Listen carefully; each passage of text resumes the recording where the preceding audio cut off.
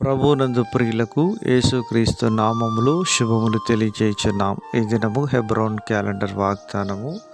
నిత్యమైన కృపతో నీకు వాత్సల్యము చూపుదును.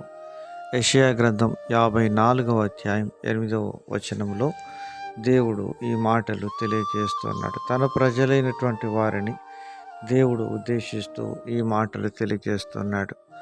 మరి దేవుడు తన ప్రజలను ఎన్నడూ కూడా ఎడబాసేవాడు కాదు. ఆయా సందర్భాల్లో దేవుడు తన ప్రజలైనటువంటి వారు తన యొక్క చిత్తాన్ని జరిగించే విషయంలో వెనుకంజ వేసి చల్లారిపోయిన స్థితిలో ఉన్నప్పుడు దేవుడు గద్దించేవాడుగా ఉంటున్నాడు.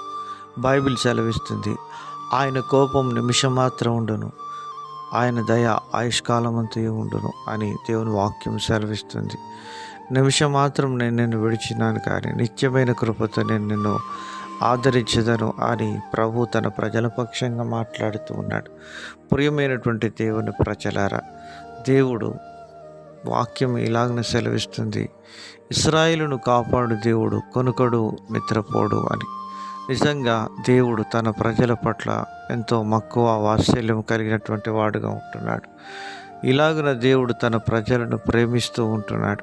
తన యందు విశ్వాసం ఉంచిన వారిని, తన యందు భయభక్తులు కలిగినటువంటి వారిని ఆయన ఎన్నడూ కూడా ఎడబాసేవాడు కాదు. నిత్యమైన కృపతో నీకు వాత్సల్యము చూపుదును అని ప్రభు సెలవిస్తున్న మాట ఎంతో యథార్థమైనటువంటిది.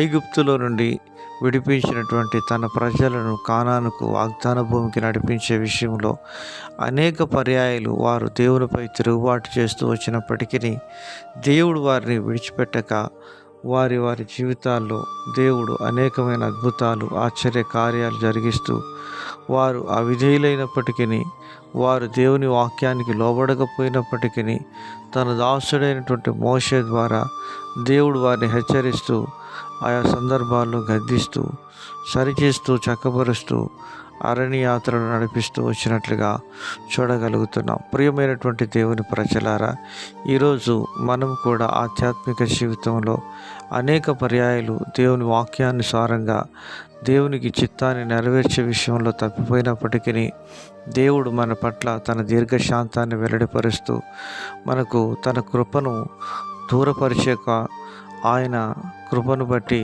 మనల్ని ఆదరిస్తూ ధైర్యపరుస్తూ వచ్చినాడు.